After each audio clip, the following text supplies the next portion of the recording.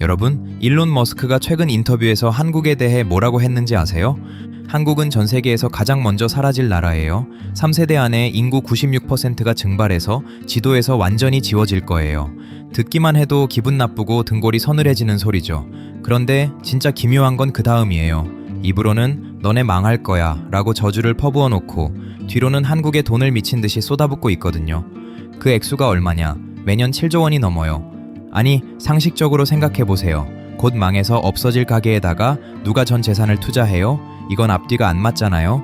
실제 숫자를 한번 까볼까요? 한국 합계 출산율 0.68명. 이건 정말 국가 비상사태가 맞아요. 그런데 동시에 한국 공장에는 노동자 10,000명당 로봇이 1,000대 넘게 깔려 있어요. 미국이나 독일보다 3배, 4배 많은 압도적인 세계 1위예요. 한쪽에서는 사람 없어서 나라 망한다고 울상기인데 다른 쪽에서는 인간보다 로봇이 낫다며 기계가 공장을 점령하고 있는 거예요. 마치 시한폭탄이 째깍거리는 방 안에 엄청난 보물지도가 숨겨져 있는 꼴이에요. 도대체 머스크는 뭘 보고 있는 걸까요? 이 양극단적인 모순 뒤에는 철저하게 계산된 자본의 논리가 숨어 있어요. 머스크가 또 다른 인터뷰에서 했던 말이 모든 걸 설명해줘요. 한국은 인구 절벽 때문에 로봇을 가장 빨리 받아들일 수밖에 없는 나라예요. 그래서 한국은 내 옵티머스 로봇의 완벽한 테스트베드죠. 한국이 성공하면 전 세계가 따라올 거예요. 언론은 머스크가 한국 칭찬했다는 뻔한 기사만 쏟아내지만 진짜 중요한 건 그 발언 뒤에 숨겨진 구조적인 계산이에요. 인구 절벽, 로봇 밀도, AI 기술, 글로벌 자본의 이해관계가 한국이라는 한 지점에서 완벽하게 겹쳐지고 있는 거예요. 오늘 영상에서는 머스크가 한국을 향해 던진 이 모순된 예언의 진짜 의미와 그 뒤에 숨겨진 7조 원짜리 거대한 계획, 그리고 무엇보다 중요한 우리가 이 변화 속에서 살아남기 위해 지금 당장 해야 할 2가지 전략, AI를 활용한 새로운 사업 창조 방법과 투자 전략까지 끝까지 파헤쳐 볼게요. 먼저 우리 머릿속에 박힌 착각 하나부터 깨야 해요. 머스크가 계속 경고하는 게 바로 이거거든요. 우리 뇌는 본능적으로 과거 패턴을 미래에 그대로 투영해버려요. 작년에 월급이 300만 원이었으니까 내년에도 비슷하겠지. 올해 집값이 이 정도니까 내년에도 크게 안 변하겠지. 이게 선형적인 사고예요. 직선으로 쭉 뻗어나가는 거죠. 그런데 기술은 그렇게 안 움직여요. 기술은 어느 순간 폭발해요. 처음엔 천천히 가다가 갑자기 수직 상승하는 거예요. 이걸 쉽게 설명해 볼게요. 여러분이 자전거를 타고 언덕을 내려간다고 생각해 보세요. 근데 이 자전거 브레이크가 고장났어요. 처음엔 괜찮아요. 천천히 굴러가니까 오히려 시원하죠. 시속 10km, 20km, 이 정도는 여유예요. 그런데 언덕이 점점 가팔라지면서 속도가 붙기 시작해요. 어느새 시속 50, 70, 100km. 이때부터는 핸들을 잡은 손이 떨려요. 주변 풍경이 흐릿하게 보이고 심장이 두근거려요. 브레이크를 잡으려는데 이미 줄이 끊어져 있어요. 이제 속도가 아니라 공포가 되는 거죠. 지금 AI가 딱 이 상태예요. 2022년 말 챗GPT 처음 나왔을 때 생각나세요? 우리 반응이 어땠어요? 오, 신기하네. AI가 글도 쓰네. 이 정도였죠. 장난감 취급이었어요. 그런데 지금은 어때요? 2년밖에 안 지났는데 AI가 미국 변호사 시험 봤어요. 결과가 어땠냐? 상위 1%예요. 10년 넘게 법 공부한 엘리트들을 AI가 몇 달 만에 따라잡은 거예요. 의사 시험도 통과했어요. 더 무서운 게 뭔지 아세요? 작년 AI랑 올해 AI랑 비교하면 2배, 3배 좋아진 게 아니에요. 10배, 100배가 달라졌어요. 우리가 자는 동안에도 AI는 쉬지 않고 스스로를 업그레이드하고 있어요. AI가 AI를 만들고 그 AI가 더 똑똑한 AI를 만드는 무한 루프. 이걸 전문 용어로 재기적인 자기 개선이라고 하는데 쉽게 말하면 눈덩이가 굴러가면서 계속 커지는 거예요. 우리는 이미 그 눈사태 속에 들어와 있어요. 그럼 이런 생각 드시죠? 아니, 이렇게 위험하면 그냥 멈추면 되잖아. 전 세계가 합의해서 AI 개발 잠깐만 멈춰 하면 되는 거 아니야. 결론부터 말할게요. 그거 불가능해요. 왜냐? 이건 동네 빵집끼리 경쟁하는 게 아니거든요. 이건 핵전쟁이에요. 구글이 우리 안전하게 천천히 갈게 하는 순간 마이크로소프트가 시장 전부 가져가요. 메타가 주춤하면 중국 기업들이 바로 치고 올라와요. 한 기업이 망하는 게 아니라 국가 전체가 뒤처지는 문제예요. 경제학에서는 이걸 죄수의 딜레마라고 불러요. 모두가 협력하면 다 같이 안전한데 누군가 한 명이라도 배신하고 달리면 협력한 사람만 바보 되는 구조. 그래서 모두가 브레이크 고장 난 걸 알면서도 계속 엑셀을 밟을 수밖에 없는 거예요. 이 거대한 변화 앞에서 개인은 어떻게 되는 걸까요? 제 친구 얘기 하나 해볼게요. 10년 차 개발자예요. 연봉 1억 넘게 받고 나름 잘 나가는 친구였어요. 이 친구가 3년 전만 해도 AI 비웃었거든요. 야, AI가 코딩을 해. 그거 다 버그투성이라 내가 다시 고쳐야 돼. 그냥 보조 도구 정도지. 근데 지난주에 술 한잔 하는데 거의 울먹이더라고요. 무슨 일이냐 물어봤더니 이런 얘기를 하더라고요. 회사에서 새 프로젝트가 내려왔대요. 예전 같으면 팀원 5명이 한 달은 밤 새워야 하는 양이었대요. 그런데 팀장이 그러더래요. 김대리, 이거 요즘 나온 AI 에이전트한테 한번 시켜봐. 친구가 속으로 생각했대요. 에이, 그래도 안 되겠지. 그래도 시키는 대로 명령어 입력하고 엔터 눌렀대요. 그리고 화장실 갔다가 커피 한 잔 타서 돌아왔는데 10분밖에 안 걸렸는데 AI가 코드 2만 줄을 다 짜놨대요. 그것도 완벽하게. 친구가 자주 실수하던 보안 구멍까지 다 막아놓고 설명까지 친절하게 달아놨대요. 그 모니터 보면서 친구가 무슨 생각했을 것 같아요. 와, 편하다. 아니에요. 등골이 오싹했대요. 나는 이제 뭐 하지? 내가 10년 동안 밤새워 공부한 게 커피 한 잔 마실 시간에 다 대체되는구나. 여러분, 이거 남 얘기 같으세요? 10년 차 전문가가 이 정도인데 이제 막 사회 나온 사람들은 어떻겠어요? 그런데 여기서 아주 기묘한 반전이 일어나요. 전 세계에서 이 로봇 혁명을 가장 간절하게, 아니 미친 듯이 받아들이고 있는 나라가 있어요. 바로 우리 대한민국이에요. 왜냐고요? 사람이 없어서요. 합계 출산율 0.68명. 인류 역사상 전쟁이나 흑사병 없이 자연적으로 인구가 이렇게 급격히 줄어든 나라는 없었어요. 서울 변두리에서 30년째 빵집을 하는 김씨 할아버지 얘기를 해볼게요. 요즘 이분 소원은 로또 당첨이 아니라 알바 구하기예요. 지금 시급 12,000원을 준대도 안 와요. 젊은 애들이 힘든 일을 안 하려 그래. 그렇다고 월급을 300만 원 줄 순 없잖아. 빵 팔아서 남는 것도 없는데. 폐업 직전까지 갔던 김 할아버지 눈 딱 감고 큰 투자를 결심합니다. 5천만 원을 대출받아 로봇팔 2개와 키오스크를 들여놓은 거죠. 결과는 어땠을까요?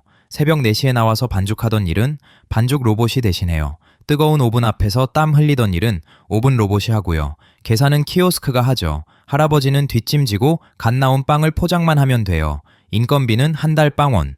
전기세와 로봇 할부금을 합쳐도 월 50만 원이 안 나가요. 전에 알바 고용 쓸 때 나가던 500만 원이 고스란히 할아버지 통장에 남게 된 겁니다. 그 결과 전 세계가 깜짝 놀랄 통계가 나왔어요.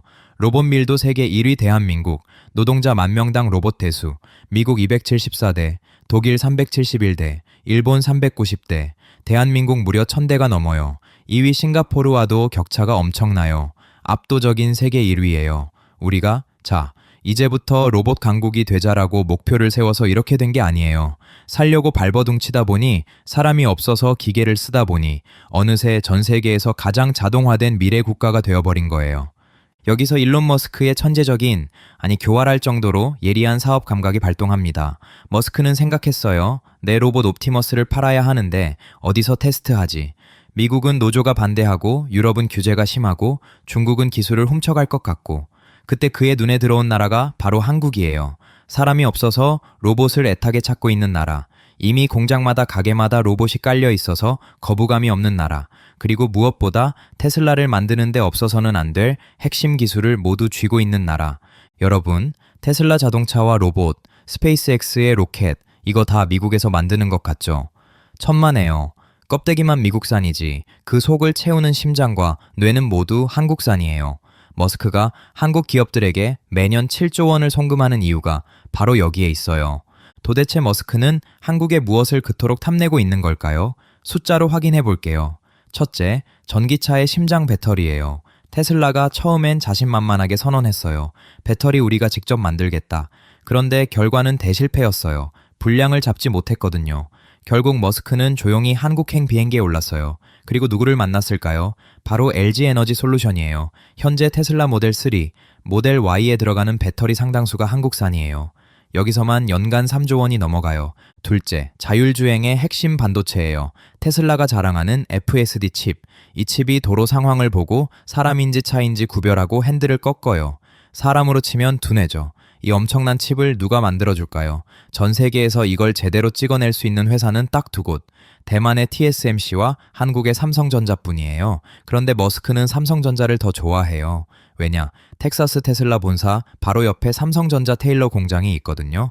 업계에선 삼성이 아예 테슬라 전용 라인을 깔아줬다는 소문이 파다해요. 여기서 또 1조 원이 나와요. 셋째, 지금 AI 서버를 돌리는데 없어서는 안 될 초고속 메모리 HBM. 이거 누가 1등입니까? SK 하이닉스죠. 엔비디아뿐만 아니라 머스크의 AI 기업 xAI도 한국산 메모리 없이는 슈퍼컴퓨터 전원도 못 켜요. 여기서 2조 원이 추가돼요. 넷째, 이게 진짜 중요한데 잘 모르는 분들이 많아요. 바로 조선업이에요. 아니, 머스크가 배를 왜 만들어 하시겠지만 스페이스X를 보세요. 머스크의 최종 꿈은 화성 이주예요. 그러려면 지금보다 훨씬 거대한 로켓, 스타쉽을 매일 쏘아 올려야 해요. 그런데 육지에서 쏘면 소음과 진동 때문에 민원이 폭주하고 위험해요. 그래서 머스크는 바다 위에서 쏘겠다는 계획을 세워요. 바다 한가운데 거대한 발사대를 띄워놓고 로켓을 쏘겠다는 거죠. 이 거대한 해상 플랜트를 누가 만들 수 있을까요? 중국 기술이 부족해요. 일본 이미 경쟁력을 잃었죠. 전 세계 바다를 지배하는 한국의 조선 3사밖에 대안이 없어요. 여기서 예상되는 규모가 또 1조 원이에요. 합쳐서 7조 원. 이 숫자가 말해주는 건 단순해요. 머스크에게 한국은 단순한 시장이 아니에요. 자신의 제국을 지탱하는 병참 기지예요. 한국이 인구 소멸로 무너지면 머스크의 화성 갈 꿈도 같이 무너지는 거예요. 그래서 그는 한국을 포기할 수 없고 한국의 로봇을 풀어서라도 이 나라를 유지시켜야 하는 겁니다. 이제 시선을 우리 지갑으로 돌려봅시다. 머스크와 한국 기업들이 만들어낼 세상 로봇이 1,000만 대가 깔린 한국 사회, 어떤 일이 벌어질까요? 한마디로 가격 파괴예요. 전문 용어로는 탈화폐화라고 하죠. 어려운 말이 아니에요. 예전에 100만 원짜리 캠코더, 30만 원짜리 MP3, 50만 원짜리 내비게이션 이거 다 합치면 수백만 원이었죠. 지금은 스마트폰 공짜 앱으로 다 해결돼요. 그 수백만 원의 가치가 빵원, 즉 무료가 된 거예요. 우리가 돈을 내는 물건값의 대부분은 사실 인건비예요. 택시비 기름값 빼면 기사님 인건비죠. 커피값, 원두값 빼면 알바비와 월세예요. 그런데 이 인건비가 빵원에 수렴한다면 어떻게 될까요? 계란 한 판 8,000원 이야기를 해볼게요. 지금 계란값이 왜 비쌀까요? 닭 사료 주는 사람, 계란 줍는 사람, 식구 포장하는 사람, 트럭 운전해서 마트까지 나르는 기사님, 마트 진열 직원, 이 모든 사람의 월급이 계란 한 알 한 알에 녹아있기 때문이에요. 그런데 미래의 양계장을 상상해보세요. 로봇이 닭을 관리하고 자율주행 드론이 계란을 줍고 자율주행 트럭이 배송하고 로봇이 진열해요. 들어가는 비용이라곤 전기세와 약간의 로봇 유지비뿐이에요. 이렇게 되면 계란 한 판 가격은 이론적으로 500원, 아니 그 이하로 떨어질 수 있어요. 그럼 이런 질문이 따라오죠. 존의 물가 내려가면 살기 편해지는 거 아니야. 문제는 소득이에요. 가격이 내려가는 속도보다 내 소득이 먼저 빵이 되면 계란 한 판이 500원이든 50원이든 소용이 없어요. 주머니에 동전 하나 없는데 계란이 아무리 싸봐야 의미가 없죠. 그래서 여기서부터는 두 단계로 대응해야 해요. 첫째는 방어, 둘째는 공격이에요. 방어는 AI 관련 산업에 투자하는 것이고 공격은 AI를 활용해서 새로운 사업을 만드는 거예요. 먼저 투자 얘기부터 간단히 하고 넘어갈게요. 골드러시 때를 생각해보세요. 금 캐는 사람보다 청바지와 곡괭이 판 사람이 더 큰 돈을 벌었어요. AI 시대도 마찬가지예요. AI가 성공하든 실패하든 무조건 돈을 버는 인프라 산업에 투자해야 해요. 크게 세 가지 섹터가 있어요.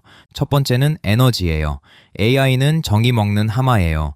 챗GPT가 답변 하나 할 때 쓰는 전기가 구글 검색의 10배가 넘어요. 앞으로 데이터 센터가 늘어날수록 전력 부족은 필연적이에요. 원자력, 소형 모듈 원전, 전력망 설비 기업들이 여기에 해당해요. 두 번째는 반도체와 하드웨어예요. 엔비디아만 보지 마세요.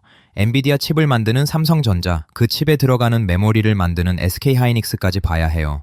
소프트웨어가 아무리 좋아도 이 하드웨어가 없으면 작동을 안 하거든요. 세 번째는 로봇이에요. AI가 뇌라면 로봇은 몸체예요. 실제로 물리적인 노동을 대체할 로봇 기업들과 그 부품을 만드는 기업들이죠. 구체적으로 어떻게 투자하냐고요? 개별 주식이 무섭다면 ITF가 답이에요. 국내에는 타이거 미국 테크 탑10, 해외에는 글로벌 로보틱스 관련 ITF를 매달 적립식으로 모아가세요. 이건 선택이 아니라 필수예요. 내 노동소득이 줄어들 때 나를 대신해서 돈을 벌어올 로봇 일꾼을 고용하는 셈이니까요.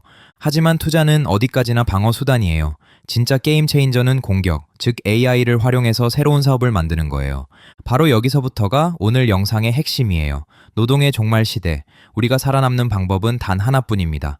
AI를 활용해서 새로운 사업을 만드는 거예요. 투자도 중요하지만 그건 보조적인 수단이에요. 진짜 게임 체인저는 AI를 부려서 내가 직접 돈을 버는 구조를 만드는 거예요.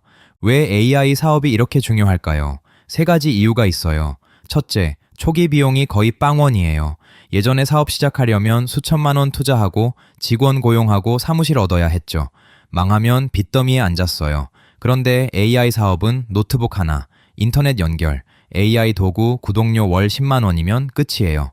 둘째, 실패해도 손해가 거의 없어요. 망해도 잃을 게 없으니까 부담 없이 도전할 수 있어요. 10개 시도해서 1개만 성공해도 대박이에요. 셋째, 성공하면 수익이 기하급수적으로 늘어나요. 한번 만들어 놓으면 복제 비용이 거의 빵원이거든요. 그럼 구체적으로 어떤 AI 사업을 할 수 있을까요? 지금부터 실전에서 바로 써먹을 수 있는 5가지 AI 사업 모델을 알려드릴게요. 첫 번째, AI 콘텐츠 자동화 사업이에요. 여기서 말하는 콘텐츠는 유튜브만이 아니에요. 블로그 글, 전자책, 뉴스레터, 온라인 강의, 쇼핑몰 상품 설명, 기업 보고서 초안까지 다 포함돼요. 예전에는 글 하나 쓰려면 3시간, 영상 하나 기획하려면 하루가 갔어요. 지금은 AI에게 주제를 주고 방향을 잡아주면 10분 안에 초안이 나와요. 사람은 그걸 다듬고 본인의 통찰을 추가하는 데만 시간을 쓰면 돼요. 예를 들어 볼게요. 부동산 투자에 관심이 많다면 매주 부동산 시장 동향을 분석하는 뉴스레터를 만들 수 있어요. AI에게 이번 주 부동산 뉴스를 정리하게 하고 시장 분석을 시키고 투자 포인트를 뽑아내게 해요. 여러분은 그 위에 본인만의 견해와 경험을 얹어서 완성도 높은 콘텐츠를 만드는 거죠. 구독자 1000명만 확보해도 월 구독료 10,000원씩 받으면 월 1,000만 원이에요. 이런 구조를 만들면 이건 노동이 아니라 사업이 돼요. 내가 자는 동안에도 신규 구독자는 늘어나고 월 구독료는 자동으로 들어와요. 두 번째, AI 자동화 에이전시 사업이에요. 쉽게 말하면 동네 가게, 자영업자, 1인 사업자들에게 AI 비서를 세팅해주고 그 대가로 돈을 받는 거예요. 예를 들어 치과를 운영하는 원장님이 있다고 합시다. 예약 관리, 리뷰 답변, 블로그 글 작성, 안내 문자 발송, 이런 것들이 다 귀찮은 업무죠. 그런데 이걸 전부 AI와 간단한 자동화 툴로 묶어줄 수 있어요. AI가 문의에 대한 1차 응답을 하고 예약 시스템과 연동해서 가능한 시간대를 제한하고 시술 전후 주의사항 안내 메시지도 자동으로 보내도록 만드는 거예요. 이때 여러분이 할 일은 대기업처럼 거창한 AI를 개발하는 게 아니라 이미 나와 있는 도구들을 조합해서 각각의 업종에 맞게 맞춤형으로 세팅해 주는 거예요. 그리고 초기 세팅 비용 100만 원, 월 유지 관리 비용 30만 원을 받는 구조를 만들면 돼요. 고객 10곳만 확보해도 초기 수익 1,000만 원, 월 관리비 300만 원이 들어와요. 여기서 수익 모델은 2가지예요. 초기 컨설팅 비용 1번, 그리고 관리비 월 구독료. 몇 개만 확보해도 당신의 월급을 대신해줄 현금 흐름이 만들어져요. 세 번째, AI 기반 온라인 교육 사업이에요.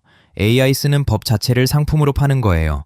여기서 중요한 건 AI를 잘 쓰는 법이 아니라 특정 일을 AI로 끝내는 법을 파는 거예요. 예를 들어 부동산 임대 계약서를 AI로 자동 작성하는 매뉴얼, 쇼핑몰 상품 페이지를 AI로 하루 만에 100개 만드는 템플릿, 회사 보고서를 10분 안에 뽑아내는 프롬프트 모음, 이런 식이죠. 사람들은 막연한 AI 강의에 돈을 안 써요. 그런데 오늘 퇴근 후 이 매뉴얼대로만 하면 다음 주까지 보고서 3개를 덜 쓸 수 있다. 이런 식의 직접적인 이득이 보이면 지갑이 열려요. 콘텐츠 형태는 전자책, PDF 매뉴얼, 짧은 영상 강의 다 가능해요. 핵심은 이걸 한번 만들어두면 추가적인 시간 투입 없이 계속 팔린다는 거예요. 이게 바로 시스템이고 사업이에요. 내 시간을 갈아 넣어서 버는 게 아니라 한번 만들어 놓고 복제해서 파는 거죠. AI는 이 과정에서 기획과 초안, 예시 생성, 틀 짜기까지 대부분을 대신해줘요. 하나당 5만 원에 팔아도 월 100개만 팔면 500만 원이에요. 네 번째, AI를 이용한 해외 무형 자산 사업이에요. 이건 조금 고급 단계지만 방향만 알면 누구나 도전할 수 있어요. 예를 들어 해외 플랫폼에 올라가는 영어 콘텐츠, 템플릿, 디지털 자산들을 AI로 만들어서 판매하는 거예요. AI 번역과 장문, 이미지 생성 도구를 쓰면 영어, 스페인어, 일본어로 된 자료도 국내에서 제작할 수 있어요. 플랫폼 수수료를 빼더라도 환율 효과까지 고려하면 이건 한국에서만 장사하는 것보다 훨씬 유리한 구조가 될 수 있어요. 한국은 인구가 줄어들지만 영어 쓰는 사람은 줄어들지 않잖아요. 수요가 줄지 않는 시장에서 자동화된 상품을 파는 구조를 만드는 것. 이것이 진짜 의미의 글로벌 사업이에요. 5번째, AI 맞춤형 서비스 중개 플랫폼이에요. 여러분이 직접 서비스를 제공하는 게 아니라 AI를 활용한 서비스 제공자와 고객을 연결해 주는 거예요. 예를 들어 AI 로고 디자인, AI 번역 서비스, AI 콘텐츠, 작성, 이런 걸 필요로 하는 사람들과 이런 서비스를 제공할 수 있는 사람들을 연결해 주는 플랫폼을 만드는 거죠. 여러분은 중간에서 수수료만 받으면 돼요. 거래가 성사될 때마다 10%, 20%씩 가져가는 구조예요. 플랫폼이 커질수록 수익은 기하급수적으로 늘어나요. 여기까지 들으면 이런 생각이 들 수 있어요. 듣기엔 좋은데 나는 사업가 체질도 아니고 큰돈도 없는데 이게 가능할까? 그래서 제가 강조하는 거예요. 지금 시대의 사업은 거대한 자본과 배짱보다 도구를 이해하는 능력과 작은 실험을 반복하는 인내심이 더 중요하다고요. AI라는 도구는 머스크에게만 주어진 선물이 아니라 누구에게나 열려있는 인프라예요. 예전에는 대기업만 쓸 수 있었던 초고성능 컴퓨터와 알고리즘을 지금은 월 몇만 원 수준으로 빌려 쓸 수 있어요. 그럼 구체적으로 어떻게 시작해야 할까요? 단계별 로드맵을 제시해 드릴게요. 이번 주에는 챗GPT 무료 계정 만들고 매일 30분씩 프롬프트 연습하세요. 내 업무 자동화해줘 명령어 10개 익히기를 목표로 잡으세요. 동시에 본인이 가장 잘하는 분야가 뭔지 생각해보세요. 직장에서 10년 동안 쌓은 노하우든 취미로 하던 요리든 남들보다 조금 더 잘하는 엑셀 정리법이든 상관없어요. 이번 달에는 AI 도구 유료 구독 시작하세요. 클로드 프로나 챗GPT 플러스 월 2만 원 정도 투자하세요. 그리고 앞서 말한 5가지 사업 모델 중에서 본인 성향에 맞는 걸 하나 선택하세요. 콘텐츠 제작이 좋으면 뉴스레터나 전자책, 사람들과 소통하는 걸 좋아하면 자동화 에이전시, 가르치는 걸 좋아하면 온라인 교육, 이런 식으로요. 그리고 아주 작은 프로젝트 하나를 시작해보세요. 거창할 필요 없어요. 블로그 글 10개 연재하기, 전자책 1권 만들기, 이런 수준으로 시작하세요. 3개월 안에는 첫 번째 수익 만들기를 목표로 잡으세요. 금액은 중요하지 않아요. 10만 원이든 50만 원이든 AI를 활용해서 내가 직접 번 첫 번째 돈이 중요해요. 이 경험이 여러분의 뇌 구조를 완전히 바꿔놓을 거예요. 노동자 마인드에서 사업가 마인드로 전환되는 순간이거든요. 6개월 뒤에는 월 수익 100만 원 이상 만들기를 목표로 잡으세요.